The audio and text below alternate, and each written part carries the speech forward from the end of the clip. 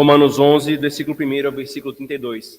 Acompanhe atentamente a leitura da palavra do Senhor, irmãos, que diz: Pergunto, pois, terá Deus porventura rejeitado o seu povo? De maneira nenhuma, porque eu também sou israelita, da descendência de Abraão, da tribo de Benjamim. Deus não rejeitou o seu povo, a quem de antemão conheceu. Ou não sabeis o que a Escritura refere a respeito de Elias, como insta perante Deus contra Israel, dizendo: Senhor, mataram os teus profetas, arrasaram os teus altares, e só eu fiquei, e procuram tirar minha vida. Que ele disse, porém, a resposta divina: Reservei para mim 7.000 homens que não dobraram os joelhos diante de Baal. Assim, pois, também agora, no tempo de hoje, sobrevive um remanescente segundo a eleição da graça. E se é pela graça, já não é pelas obras, do contrário, a graça já não é graça. Que diremos, pois? O que Israel busca, isso não conseguiu, mas a eleição alcançou, e os mais foram endurecidos. Como está escrito: Deus lhes deu espírito de entorpecimento, olhos para não ver e ouvidos para não ouvir, até ao dia de hoje. E diz Davi: Torne-se-lhes a mesa em laço e armadilha, em tropeço e punição. Escureçam-se-lhes os olhos, para que não vejam e fiquem para sempre encurvadas as suas costas. Pergunto, pois, porventura tropeçaram para que caíssem? De modo nenhum. Mas pela sua transgressão veio a salvação aos gentios, para pô-los em ciúmes. Ora, se a transgressão deles redundou em riqueza para o mundo, e o seu abatimento em riqueza para os gentios, quanto mais a sua plenitude. Dirijo-me a vós outros, que sois gentios. Visto, pois, que eu sou apóstolo aos gentios, glorifico o meu ministério, para que, se de algum modo posso incitar a emulação do meu povo e salvar alguns deles, porque se o fato de terem sido eles rejeitados trouxe reconciliação ao mundo, que será o seu restabelecimento senão vida diante dos mortos? E se forem santas as primícias da massa, igualmente o será a sua totalidade. Se for santa a raiz, também os ramos o serão. Se, porém, alguns dos ramos foram quebrados, e tu, sendo oliveira brava, foste enxertado em meio deles, e te tornaste participante da raiz e da seiva da oliveira, não te glories contra os ramos. Porém, se te gloriares, sabe que não és tu que sustentas a raiz, mas a raiz a ti. Dirás, pois, alguns ramos foram quebrados para que eu fosse enxertado. Bem, pela incredulidade foram quebrados. Tu, porém, mediante a fé estás firme. Não te ensoberbeças, mas teme. Porque se Deus não poupou os ramos naturais, também não te poupará. Considerai, pois, a bondade e a severidade de Deus. Para com os que caíram, severidade. Para contigo, a bondade de Deus, se nela permaneceres. De outra sorte, também tu serás cortado. Eles também, se não permanecerem na incredulidade, serão enxertados, pois Deus é poderoso para os enxertar de novo. Pois, se foste cortado daqui por natureza, era oliveira brava, e contra a natureza enxertado em boa oliveira, quanto mais não serão enxertados na sua própria oliveira aqueles que são ramos naturais. Porque não quero, irmãos, que ignoreis este mistério, para que não sejais presumidos em vós mesmos, que veio endurecimento em parte a Israel, até que haja entrado a plenitude dos gentios, e assim todo Israel será salvo, como está escrito: virá de Sião o libertador, e ele apartará de Jacó as impiedades. Esta é a minha aliança com eles, quando eu tirar os seus pecados. Quanto ao evangelho, eles são inimigos por vossa causa. Quanto, porém, à eleição, amados por causa dos patriarcas, porque os dons e a vocação de Deus são irrevogáveis, porque assim como vós também, outrora fostes desobediente a Deus, mas agora alcançaste misericórdia à vista da desobediência deles, assim também estes agora foram desobedientes, para que igualmente eles alcancem misericórdia à vista da que vos foi concedida, porque Deus a todos encerrou na desobediência, a fim de usar misericórdia para com todos. Amém. Oremos, irmãos. Senhor Deus, agora no teu culto, Senhor, nós ouviremos a tua palavra sendo exposta, Senhor. Que o Senhor nos conduza, que o Senhor nos corrija, que o Senhor nos encoraje, que o Senhor nos mostre o caminho pelo qual nós devemos andar, aquilo que nós devemos crer, o que nós devemos sustentar e opinar, o que nós devemos sentir, Senhor, e desejar. Conduz-nos, Senhor, pela tua palavra. Nós oramos em nome de Jesus. Amém. Queridos, nós chegamos sem dúvida alguma, num dos capítulos, se não o capítulo mais difícil de Romanos, um dos capítulos mais debatidos nessa epístola, pelas implicações de duas interpretações muito divergentes entre si. Aqui, irmãos, Paulo ele continua respondendo à questão da situação dos judeus enquanto nação ou povo étnico religioso. E é importante lembrar, irmãos, que Paulo vem tratando desse tópico desde o capítulo 9, e ele então continua aqui respondendo a uma série de objeções a partir da situação de que o evangelho estava sendo pregado para os judeus e alguns de entre os judeus não estavam recebendo o evangelho, não estavam abraçando a Cristo. Se Cristo foi prometido a Israel, alguns poderiam pensar, por que a nação em peso não está crendo? E aí tem algumas opções, como nós temos visto nesses capítulos 9, 10 e 11, isso é o pano de fundo, é o que está por trás. Se Cristo foi prometido a Israel, por que a nação em peso não está crendo nele? Então, as opções que alguns podem pensar ou Jesus não é o Cristo, ou a promessa de Deus de salvar os judeus falhou. E com isso em mente, irmãos, ele tem nos mostrado, o apóstolo tem nos mostrado, que nenhuma dessas opções são verdadeiras. Sim, Jesus é o Cristo e não, as promessas de Deus de salvar o seu povo não falhou. Porque elas estão erradas, porque tais conclusões, elas presumem uma visão incorreta sobre quem é o povo de Deus ou quem é o Israel de Deus. No capítulo 9, então, irmãos, é bom a gente relembrar aqui como foi o movimento do argumento de Paulo, porque, como eu falei, é um trecho difícil, então a gente tem que sempre estar entendendo o todo para que nós não percamos de vista. No capítulo 9, irmãos, Paulo ele respondeu a essa questão.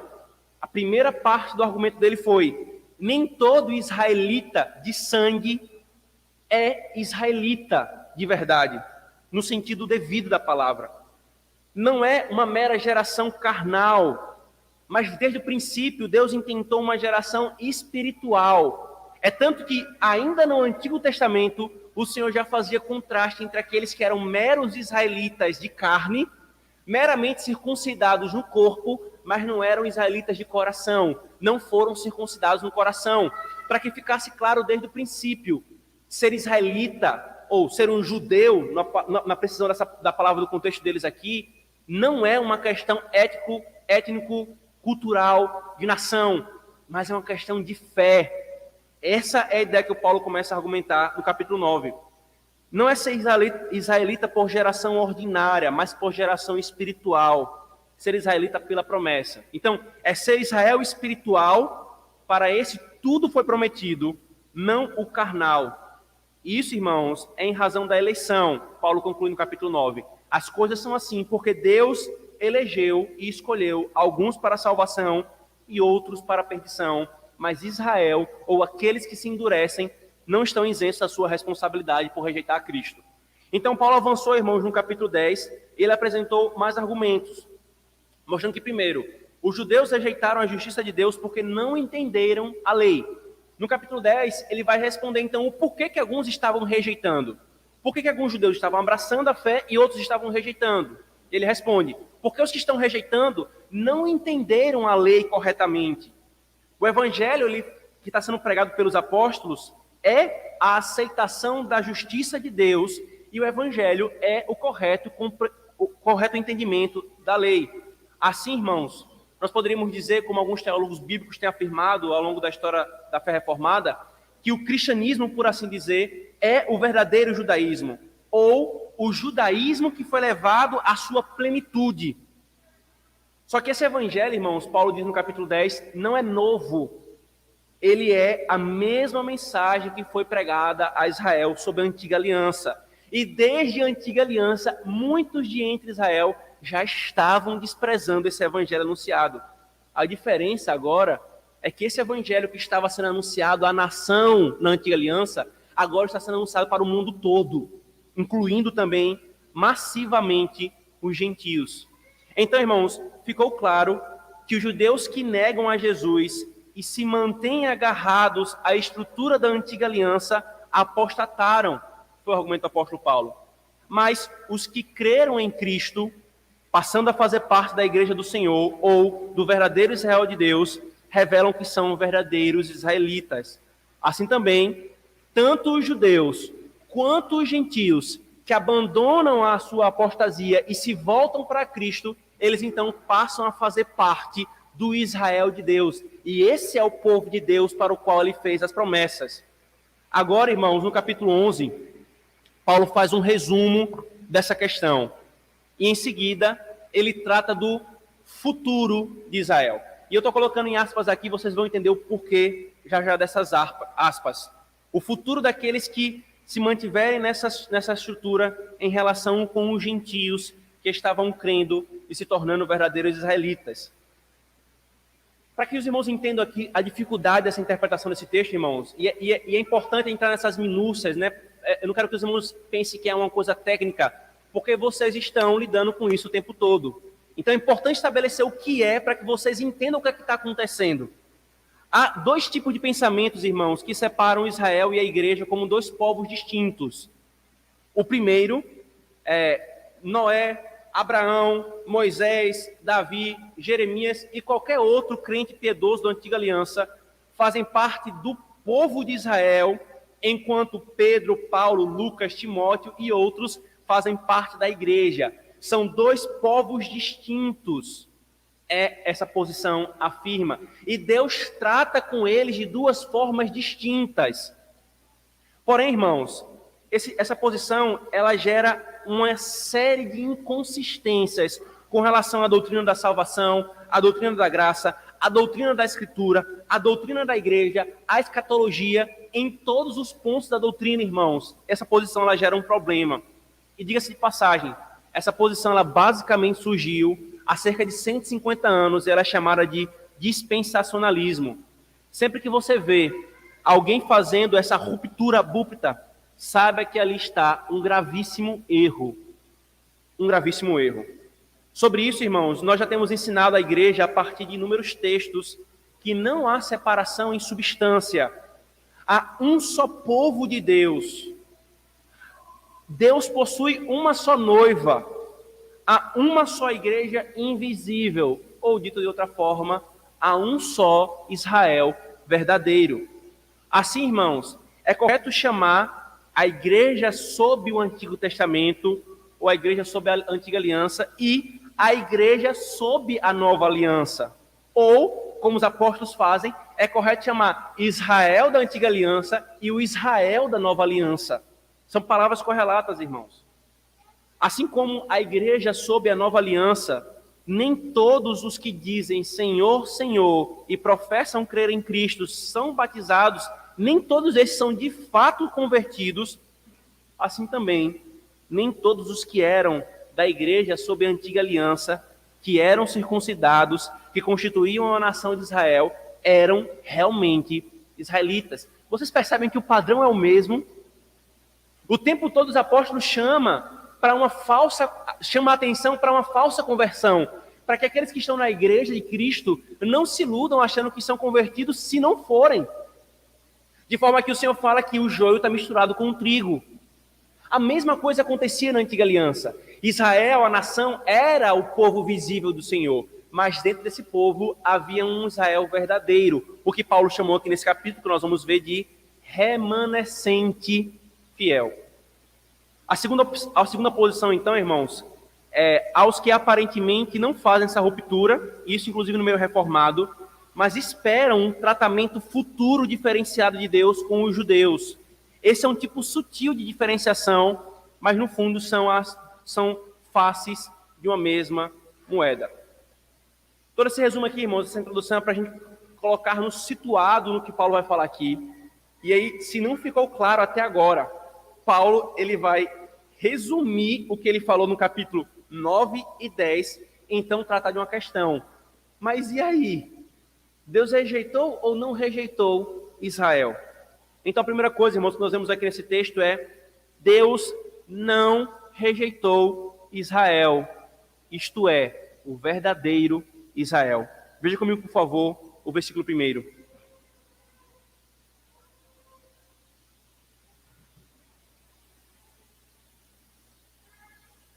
Pergunto, pois, terá Deus, porventura, rejeitado o seu povo? De modo nenhum. Porque eu também sou israelita da descendência de Abraão, da tribo de Benjamim. Deus não rejeitou o seu povo, a quem de antemão conheceu. Ou não sabeis o que a Escritura refere a respeito de Elias, como insta perante Deus contra Israel, dizendo: Senhor, mataram os teus profetas, arrasaram os teus altares, e só eu fiquei, e procuram tirar minha vida.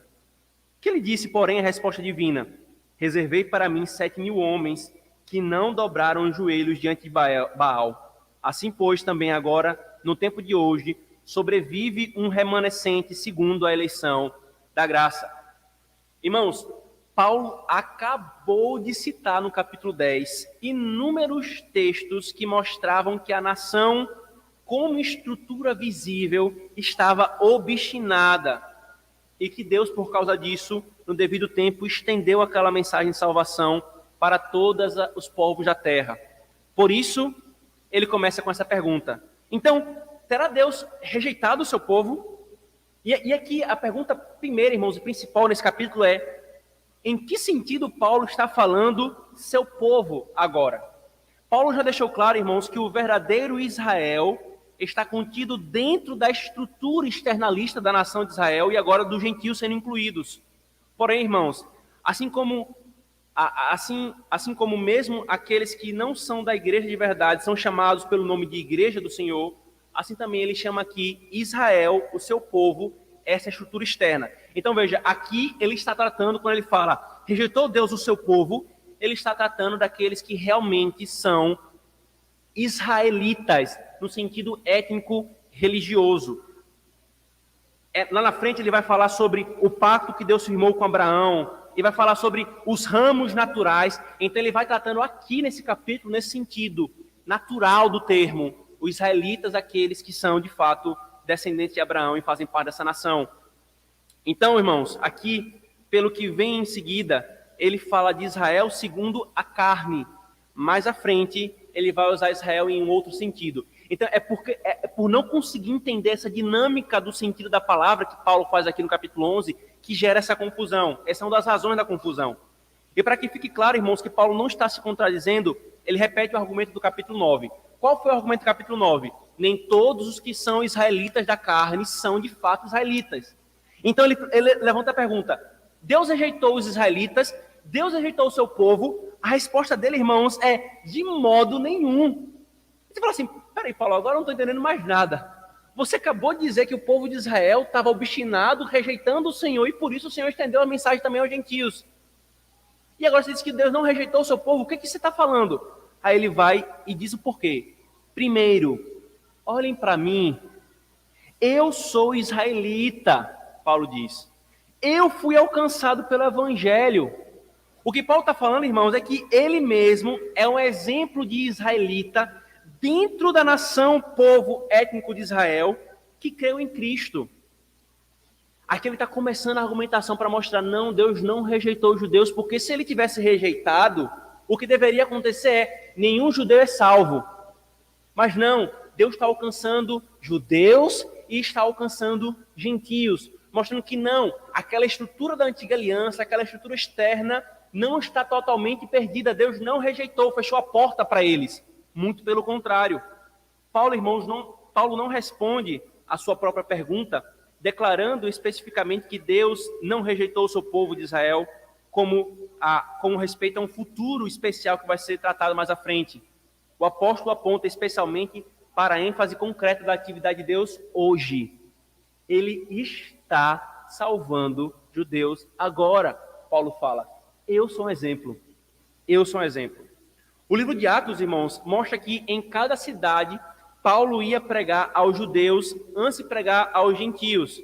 E veja que interessante, alguns judeus criam, alguns judeus não criam. E pregava aos gentios. Alguns gentios criam, alguns gentios não criam. E aqui, irmãos, o livro de Atos é a ilustração prática do que Paulo está falando aqui. Deus estava alcançando, sim, os israelitas segundo a carne. Agora, qual é o problema? É pensar que há uma tratativa especial com a estrutura nacionalista de Israel. Esse é o grande problema. E nós vamos ver mais à frente Paulo tratando disso. O segundo argumento de Paulo, irmãos, olhe para o caso de Elias. Elias pensava que ele era o único que estava fiel ao Senhor nos seus dias com Jezabel e os profetas de Baal.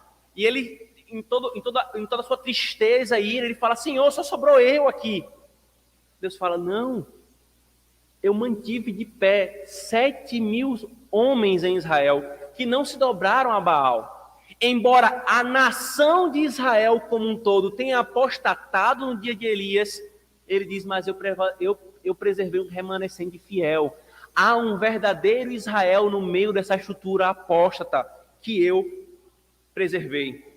O Israel invisível, o remanescente fiel que Paulo se refere aqui, está dentro desse Israel visível, corrompido e apóstata. E aí vem o terceiro, irmãos, o terceiro argumento, é a eleição da graça. Paulo reafirma o que ele falou também no capítulo 9 e no capítulo 10 com relação à eleição. A eleição da graça é a causa da salvação. Não o pertencer ao povo, não os esforços humanos. Por que Deus continua salvando os israelitas?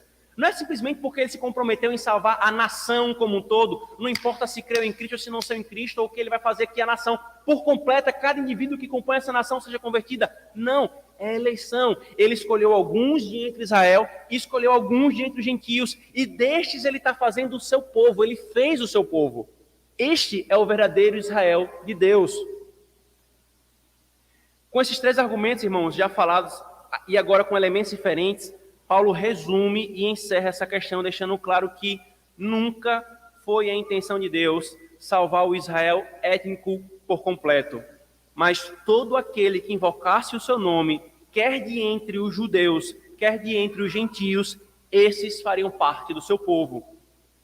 Repetindo então, irmãos, a pergunta de Paulo: terá Deus porventura rejeitado o seu povo? Nós podemos dizer de maneira nenhuma.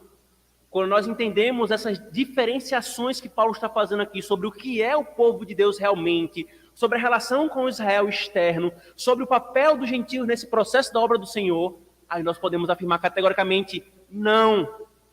Deus não rejeitou o seu povo porque o verdadeiro Israel está sendo salvo, está sendo alcançado. O Cristo prometido a Israel está sendo abraçado por quem é verdadeiramente Israel pela fé e pela eleição da graça. Então, sim, Jesus é o Cristo e o verdadeiro Israel que está entre os judeus e entre os gentios está sendo salvo. E para que não fique mais nenhuma dúvida, irmãos, venha comigo, por favor, para João 8, por favor, e veja o que o nosso Senhor fala. Irmãos, o nosso Senhor vai falar a mesma coisa que Paulo está falando aqui em Romanos capítulo 11, ou vice-versa.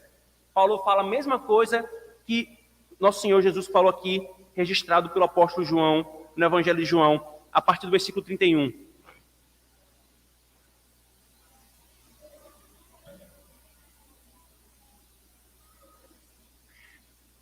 Disse, pois, Jesus aos judeus que haviam crido nele: se vós permanecerdes na minha palavra, sois verdadeiramente meus discípulos, e conhecereis a verdade vos libertará. E aí o Senhor, veja o versículo 30, irmãos. Ditas estas coisas, muitos creram nele. Ele está falando aos judeus. Aí o texto, aí João fala: muitos creram nele, certo? Aí o Senhor vai testar essa fé. Se vocês realmente creram em mim, vocês vão ser livres quando vocês crerem de fato na verdade. Aí o Senhor foi e tocou na ferida. Responderam-lhe: somos descendência de Abraão, jamais somos escravos de alguém. Como tu dizes, sereis livres? Respondeu-lhe Jesus: em verdade vos digo, todo o que comete pecado é escravo do pecado. O escravo não fica sempre na casa, o filho sim. Se, pois, o filho vos libertar, verdadeiramente sereis livres. Bem sei que sois descendência de Abraão. Contudo, procurais matar-me, porque a minha palavra não está em vós. Veja, Cristo está falando, sim, vocês são descendência carnal de Abraão, mas está tendo alguma coisa aqui que está mostrando que vocês não são descendentes de verdade. Vocês estão querendo me matar. E um filho de Abraão verdadeiro não quer matar aquele descendente sobre o qual todas as nações da terra seriam abençoadas. Ele continua: eu falo estas coisas que ouvi do meu pai. Vós, porém, fazei o que eu viste em vosso pai. O que viste em vosso pai. Então lhe responderam: o nosso pai é Abraão. Mais uma vez se agarrando à descendência carnal, à carnalidade. Disse-lhe Jesus: se sois filhos de Abraão, praticai as obras de Abraão. O Senhor está confrontando mais uma vez. Vocês não são descendência de Abraão de verdade. Na carne vocês são, mas vocês não são de coração. E veja o grande ponto do argumento do nosso Senhor, irmãos. Mas agora procurais matar-me, a mim que vos tenho falado a verdade que ouvi de Deus. Assim não procedeu Abraão. Vós fazeis as obras do vosso pai. Disseram-lhe: nós não somos bastardos, temos um pai que é Deus. Respondeu-lhe Jesus: se Deus fosse de fato vosso pai, certamente me havíeis de amar, porque eu vim de Deus e aqui estou. Pois não vim de mim mesmo, mas ele me enviou. Qual é a razão por que não compreendeis a minha linguagem? É porque sois incapazes de ouvir a minha palavra. Vós sois do diabo, que é vosso pai, e quereis satisfazer-lhes os desejos. Ele foi homicida desde o princípio e jamais se firmou na verdade, porque nele não há verdade. Quando ele profere mentira, fala do que lhe é próprio, porque é mentiroso e pai da mentira. Mas porque eu digo a verdade, não me credes. Quem dentre vós me convence de pecado? Se vos digo a verdade, por que razão não me credes? Quem é de Deus, ouve as palavras de Deus. Por isso, não me dás ouvidos, porque não sois de Deus. Percebe, irmãos? E você percebe o que aconteceu aqui no finalzinho dessa narrativa? Começou dizendo: disse Jesus aos que creram nele. Jesus confronta essa fé deles. E aí termina Cristo dizendo: vocês não creram em mim. Vocês não creem em mim. E quando ele catucou a soberba de fazer parte de um povo, carnalmente falando, a soberba de que teriam direitos e privilégios diante de Deus, porque faziam parte de uma descendência carnal, o Senhor confronta dizendo: vocês não são filhos de Abraão, vocês são filhos do diabo, porque vocês fazem as mesmas obras. Então aqui, irmãos, o Senhor categoricamente estabelece o princípio que Paulo vai afirmar. Não é porque é descendente natural de Abraão que é filho de Abraão de verdade. Filho de Abraão de verdade é aquele que crê em Cristo, é aquele que ouve as suas palavras, é aquele que aceita o testemunho de Deus acerca de Jesus Cristo de Nazaré como Messias. Esses são os verdadeiros israelitas. Ele repreende os judeus que se vangloriavam de ser filhos de Abraão segundo a carne. E Cristo é claro em dizer: não é isso que os faz filhos de Abraão, não é isso que os faz israelitas, mas permanecer na palavra de Cristo, crerem em Cristo de verdade. Deus pode suscitar filhos de Abraão das pedras, o Senhor vai falar. Do meio dos gentios ele pode fazer isso. Eles, por rejeitarem a Cristo, eram, na verdade, filhos do diabo, não filhos de Abraão. Eram mentirosos e falsos, não israelitas de verdade. Esse é o primeiro ponto, irmãos. Paulo aqui resume a questão para que a igreja, querido, seja instruída derradeiramente sobre esse ponto. Vocês que creem em Cristo, que não são judeus, junto com os judeus que creram e têm crido em Cristo, vocês são o verdadeiro Israel do Senhor. Não uma nação específica que está na Palestina, não um povo que tem práticas culturais, étnico-religiosas. Não, irmãos, os que creem em Cristo. Então, vem a segunda parte, irmãos, do capítulo. O Israel de Deus será salvo. Deus não rejeitou Israel, isto é, o verdadeiro. Então, o Israel de Deus será salvo. Veja, por favor, volta comigo para Romanos 11.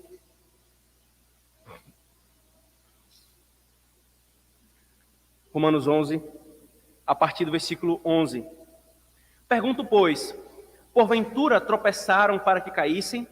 De modo nenhum, mas pela transgressão, pela sua transgressão, veio a salvação aos gentios, para pô-los em ciúmes. Agora veja, por favor, o versículo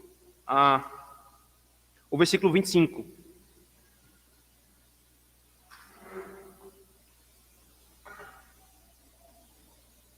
Porque não quero, irmãos, que ignoreis este mistério, para que não sejais persuadidos em vós mesmos, que veio o endurecimento em parte a Israel, até que haja entrado a plenitude dos gentios, e assim todo o Israel será salvo, como está escrito, virá de Sião o libertador, e ele apartará de Jacó as suas iniquidades. Veja, irmãos, diante de tudo isso que vimos, o que significa? Ok, o Israel externo ou carnal caiu, e a salvação não é uma nação ou um povo étnico, mas aos homens pecadores que creem em Cristo. Mas não poderia essa estrutura ter sido preservada? Alguém pensaria. Por que foi dessa forma? A resposta de Paulo é não. E ele dá 2 ou 3 razões para isso, irmãos. A primeira é que a transgressão dessa estrutura foi ocasião providencial para que o evangelho fosse espalhado pelo mundo. Veja agora também o versículo 12. Ora, se a transgressão deles redundou em riqueza para o mundo e o seu abatimento em riqueza para os gentios, quanto mais a sua plenitude. A primeira resposta de Paulo é não foi assim, não poderia ser assim, porque Deus, na sua providência, estabeleceu esse ponto como sendo um trampolim para que o evangelho fosse pregado aos gentios. Inclusive, você olha no livro de Atos, Paulo vai sempre pregar aos judeus, e a insistência dos judeus em rejeitar o evangelho faz com que eles se voltem para os gentios, como um ponto de virada. Deus mandou nós pregarmos a vocês primeiramente, porque vocês foram aquela estrutura que receberam a promessa, que receberam a revelação. Agora que vocês não ouvem, nós iremos para os gentios, para onde Deus também mandou que nós deveríamos ir. Porém, irmãos, ele fala aqui, né, ao explicar que sim, essa estrutura foi assim, e foi ocasião para que o evangelho fosse pregado, ele fala de uma palavrinha que causa confusão, uma expressão, até que chegue a plenitude dos judeus. E lá no versículo 25, que nós lemos, ele fala sobre a plenitude dos gentios. Aqui, irmãos, há uma confusão, muita confusão, e nós vamos ver isso daqui a pouco. A segunda razão, irmãos, que Paulo fala de não ser a manutenção dessa estrutura externa, é a razão de que eles não terem sido preservados enquanto estrutura externa, é para que ficasse claro aos gentios e aos judeus crentes que a salvação é por graça e que eles não confiassem na carne. Se vocês perceberem, irmãos, eu não vou reler toda a metáfora. Paulo ele começa a falar sobre, usando uma ilustração da oliveira. O ramo natural, a oliveira natural, era aquela estrutura externa de Israel sob a antiga aliança. E quando veio Cristo e eles não creram em Cristo, Deus os cortou, aqueles que não creem em Cristo. Eles não podem e não são mais reconhecidos como Israel de Deus, porque eles se vangloriavam na carne, eles não creram em Cristo, eles foram cortados. E então Paulo fala, isso foi assim, para que vocês, gentios, não se vangloriassem na carne. Ora, não é só com eles que foi dessa forma, vocês também, porque a estrutura é a mesma. Paulo conclui o argumento no final do trecho dizendo, Deus encerrou todos debaixo da desobediência para ser misericordioso com todos, para que ninguém se vanglorie diante dele. Eles foram cortados pela vanglória dele. Agora, você vai se vangloriar, gentio? Você vai se considerar melhor do que os judeus porque os judeus foram rejeitados? Isso é tolice, Paulo vai falar. Deus fez dessa forma para que fique mais claro ainda. Não é por obras, não é por mérito, não é por nenhuma questão étnica especial, mas é pela graça. E para que fique claro aqueles que fizeram parte daquela estrutura gloriosa foram cortados. Você vai caminhar na mesma trilha? Paulo diz, assim, irmãos, então perceba que tanto os gentios quanto os judeus presentes precisam ser enxertados na videira. Paulo está usando essa linguagem o tempo todo. Ora, o ramo natural foi cortado, e você, uma oliveira brava, foi colocada de volta. Um gentio foi colocado no ramo. Vocês estão fazendo parte agora do Israel de Deus. Mas não se vanglorie, porque um judeu pode fazer parte também sendo enxertado. Vocês estão percebendo o que Paulo está fazendo aqui, irmãos? Ele está tirando essa ideia de que é uma questão de nação étnico-cultural. para dizer, claro, que é um povo espiritual, que tanto judeus quanto gentios precisam ser enxertados nessa oliveira. Eles estavam na estrutura externa dessa oliveira, mas se eles não crerem, eles são tirados. Se eles crerem, eles são colocados. E aí sim, sendo colocados, tanto gentios quanto judeus são chamados de Israel de Deus. Ninguém, irmãos, ninguém nasce salvo. Ninguém, queridos, por etnia ou por povo, é membro do reino de Cristo. É necessário nascer de novo. Isso vale tanto para os judeus. Aliás, quando Cristo fala essas palavras, é necessário nascer de novo, ele está falando para um judeu, e para um judeu piedoso. Um judeu que tinha esperança de Israel, que esperava o Messias. Isso também é necessário para os gentios. Não há mais gentios ou judeus, todos precisam reconhecer a Cristo e serem um em Cristo. Se os gentios creem, estão abraçando a promessa de serem incluídos pela obra do Messias. Se os judeus creem, estão recebendo a promessa do Messias que foi prometido. E aí sim, ambos se tornam povo de Deus. Ambos se tornam Israel de Deus verdadeiro. Sim, carnalmente, os judeus são Israel. Mas o Senhor não está salvando Israel carnal. O Senhor estava salvando um Israel espiritual. Um Israel espiritual. Continue o judeu em seu judaísmo ou nos rudimentos da antiga aliança, como se Cristo não tivesse manifestado. E continue o gentio em seu paganismo. Continue ambos desprezando a Cristo e ambos perecerão. Agora, creia um judeu em Cristo e abandone a estrutura da antiga aliança. Creia um gentio em Cristo e abandone a sua apostasia do paganismo e ambos serão salvos. Ambos farão parte do povo de Deus. E a terceira razão, irmãos, do porquê que foi assim, é que Deus usou essa estrutura para provocar ciúmes. O que é isso, irmãos?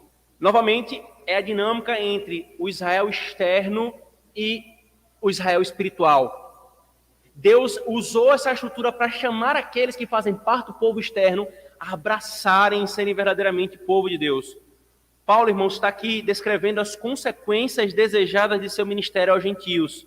Ele, com o seu ministério atual, espera ver os gentios tomados de ciúme quando verem os crentes, esperam ver os judeus tomados de ciúme quando verem os crentes gentios compartilhando as bênçãos do reino messiânico.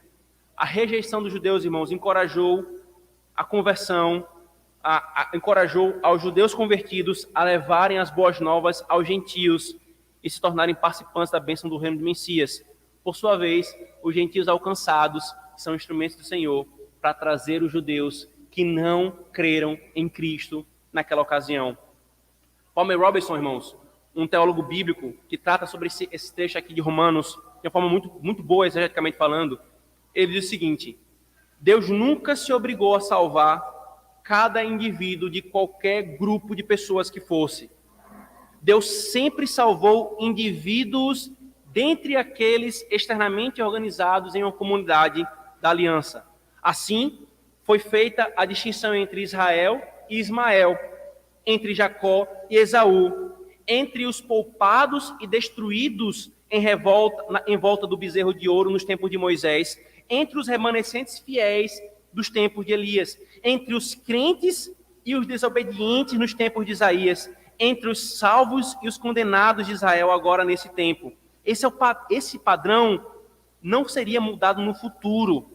Esse padrão é o mesmo. E aqui, irmãos, nós começamos a responder uma última questão desse capítulo, que é: mas Deus não vai tratar com Israel como nação, como povo?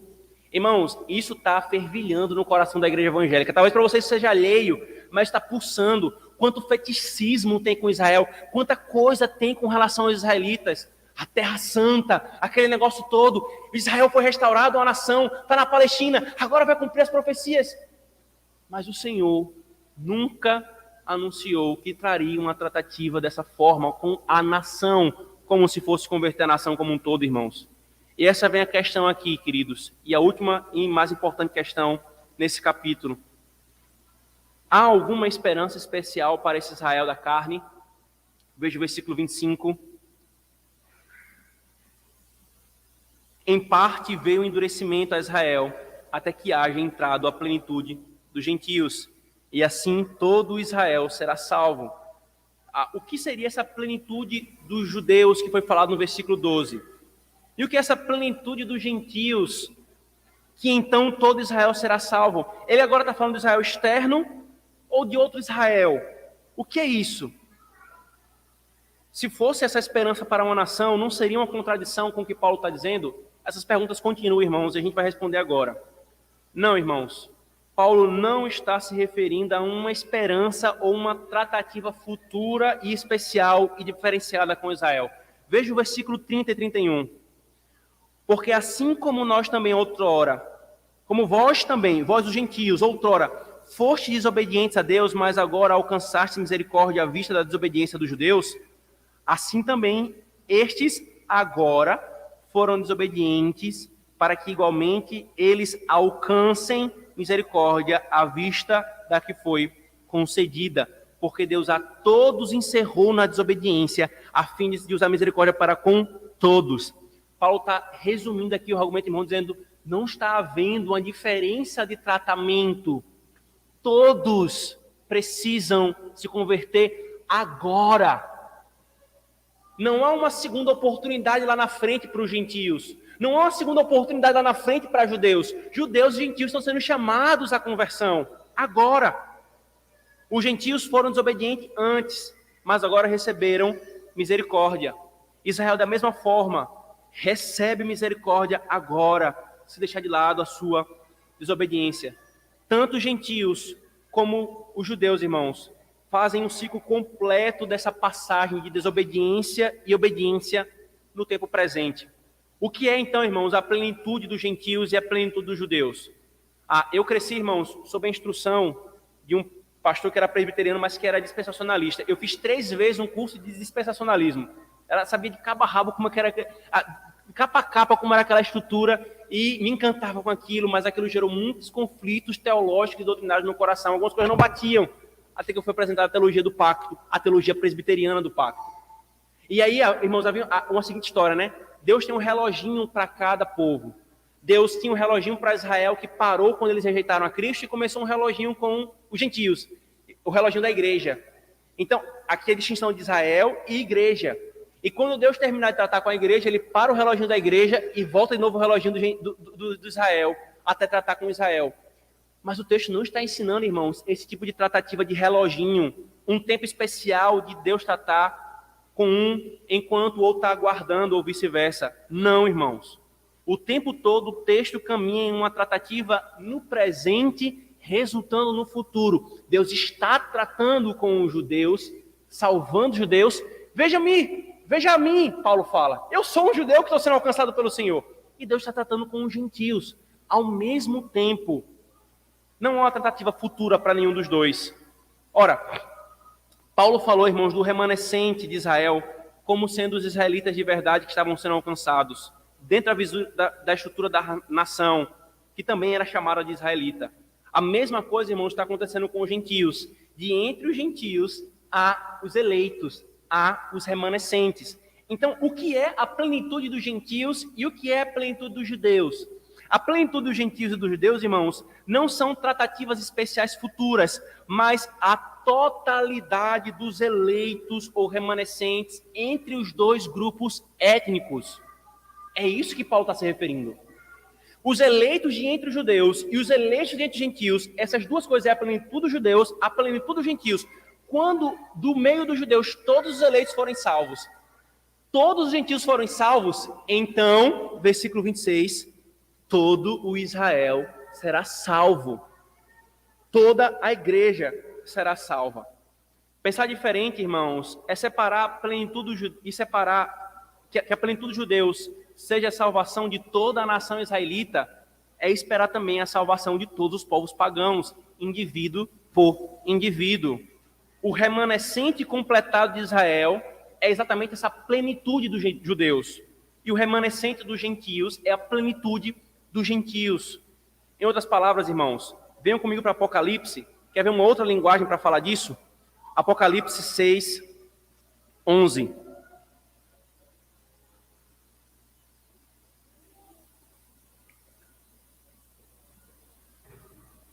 Apocalipse 6, 11. Isso acontece também em Apocalipse 7:4, mas vamos ler apenas aqui Apocalipse 6:11. Então, a cada um deles foi dada uma vestidura branca, e lhe disseram que repousassem ainda por um tempo, até que também se completasse o número dos conversos, de seus conversos e seus irmãos que iam ser mortos, como igualmente eles o foram. Percebe que a profecia aqui em Apocalipse diz sobre um número completo dos conversos. Há aquele número que é mencionado em Apocalipse, 144 mil, que aí tem seitas que fazem toda uma teologia por cima disso. Não é outra forma a fim de falar de o povo de Israel completo. 144 mil é 12 vezes 12, 12 tribos de Israel, 12 apóstolos, 144 mil. O Israel de Deus completo, a igreja completa. Por isso, irmãos, Paulo falou no verso 26, todo Israel será salvo, após falar das duas plenitudes. E quem é esse Israel? Venha novamente para confirmar esse uso na Escritura Sagrada como um todo. Gálatas capítulo 6, versículo 16. Curiosamente, Gálatas, irmãos, o apóstolo Paulo está duramente levantando-se contra judaizantes, contra pessoas que, embora crendo em Cristo, queriam impor sobre a igreja, sobre a nova aliança, as práticas judaicas da antiga aliança, como necessárias para a salvação, ou como se Deus realmente requisesse isso, quando Deus não requeria isso. Mas, então, advertindo essa igreja sobre isso, ele diz o seguinte: e a todos quantos andarem de conformidade com esta regra, paz e misericórdia sejam sobre eles e sobre o Israel de Deus. Ele está falando com quem aqui, irmãos? Ele está falando com os gentios que estavam sendo perturbados por judaizantes. E quando vai falar com os gentios, ele se refere a eles como paz sobre o Israel de Deus. Ele falou também em Gálatas capítulo 3, versículo 7, veja: sabei, pois, que os da fé é que são filhos de Abraão. Isso ele repete em Romanos capítulo 4, versículo 16. Isso é repetido em Apocalipse 2:9, Apocalipse 3:9.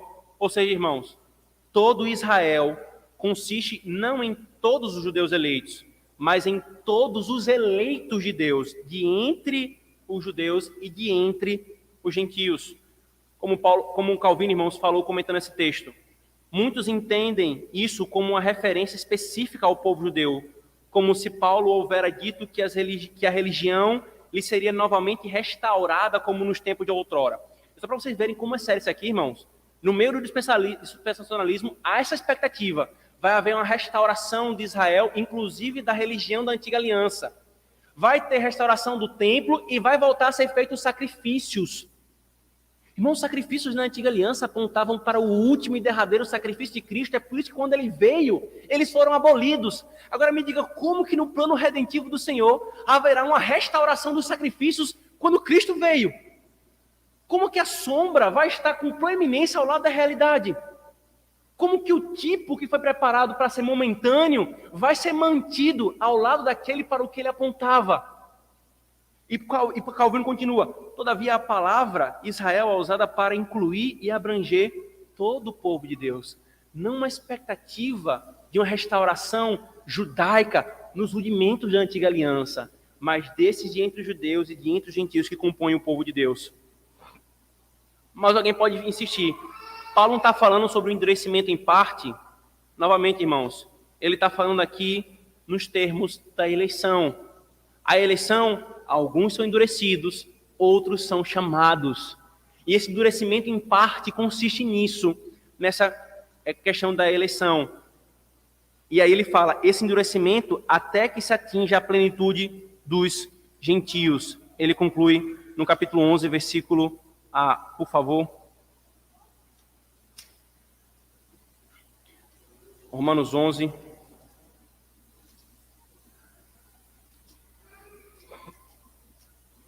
Romanos 11, versículo 25 novamente. Então veio o endurecimento em parte até que haja entrado a plenitude dos gentios. E aqui vem a confusão. Alguns falam assim, tá vendo? É até que haja a plenitude. Tá vendo a ideia de tempo aqui?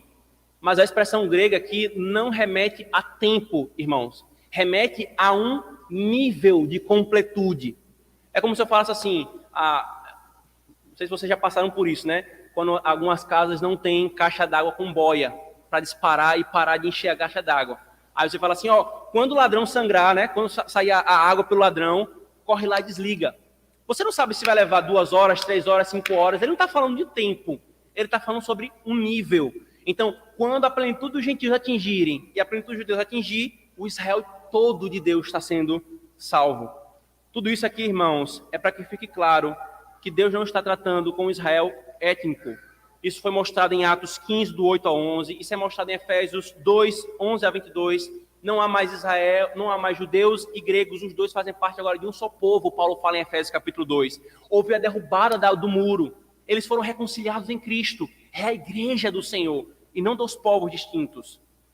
Aqui, irmãos, não há nada a respeito da restauração de um reino terreno de Davi, de um retorno à terra da Bíblia, da restauração de um Estado nacional de Israel, ou da igreja de cristãos judeus separadas dos cristãos gentios, no caso do judaísmo messiânico. Não, irmãos.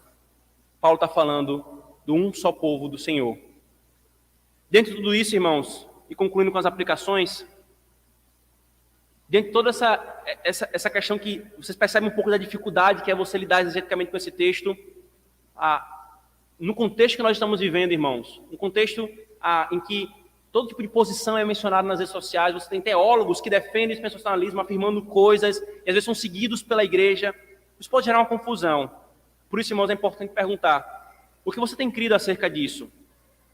Você tem feito essa distinção especial entre Israel e a igreja, ou igreja e judeus, como se sob a nova aliança os judeus fossem um tipo especial ou um povo de Deus distinto da igreja? Você tem mantido algum fetichismo para com os judeus?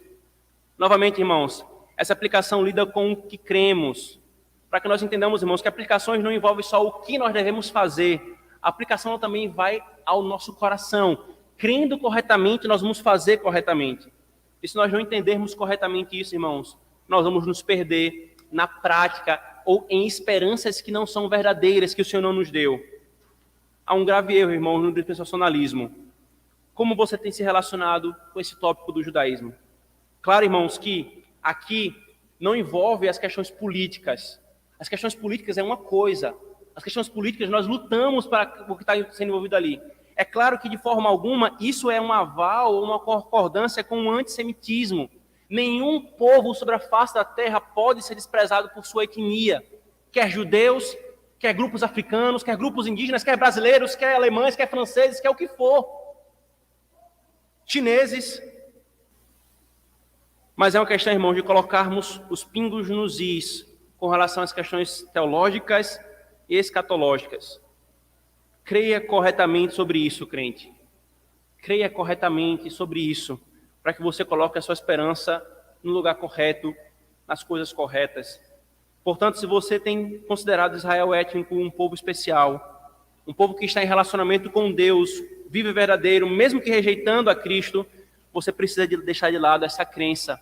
Ela está errada e ela redundará em algumas pedras de tropeço no seu coração. As implicações doutrinárias e práticas disso são sérias, irmãos. Obviamente, irmãos, novamente, isso não é desprezo pelo povo em si. É desprezível e pecado todo tipo de escárnio lançado contra eles ou contra qualquer outro. Mas irmãos, nós colocarmos diante de nós uma visão correta do plano de redenção de Deus. Isso vai gerar uma perspectiva correta do que Deus vai fazer. Isso vai gerar um coração que vai estar indo até eles para evangelizá-los, instar com eles para que eles creiam em Cristo. Isso, irmãos, vai gerar a perspectiva correta do que nós devemos aguardar da volta do Senhor. Oremos, irmãos.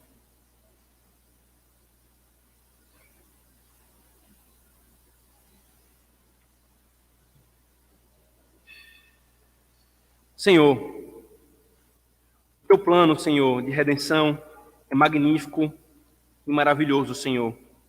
Como nós veremos à noite, quão inescrutáveis eles são.